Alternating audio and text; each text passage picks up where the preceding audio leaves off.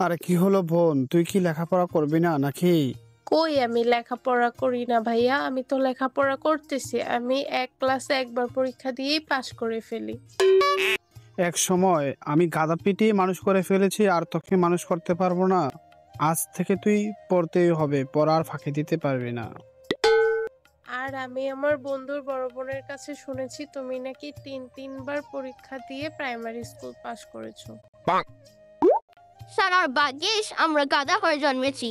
এরকম গাধা আর জীবনও দেখি নাই। মানুষ আমাকে তেরকে গাধা বলে। ওরা যে নিজে কত বড় গাধা ও নিজেই জানে না। আরে প্রাইমারি পাশ করতে তিনবার ফেল, না জানি ও এসএসসি পাশ করতে কতবার ও পরীক্ষা দেওয়া লাগবে। কিভাবে লেখাপড়া করেছো যে তিনবার পরীক্ষা দিয়েই প্রাইমারিতে ফেল করেছো? আমাকে এই কথাটা তুই বলতে পারলি? তুই জানিস আমি যখন লেখাপড়া করেছিলাম কত কষ্ট করে লেখাপড়া করেছি।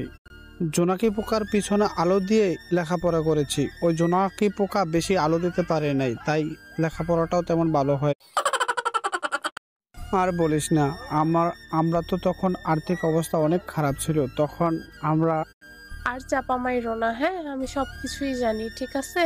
আর ভাইয়া, ছোট মুখে বড় বড় কথা বলতে নেই। তুমি তিনবার ফেল করেও কি তোমার শরম করে না? সি, এইসব লেখা বলে মানুষ।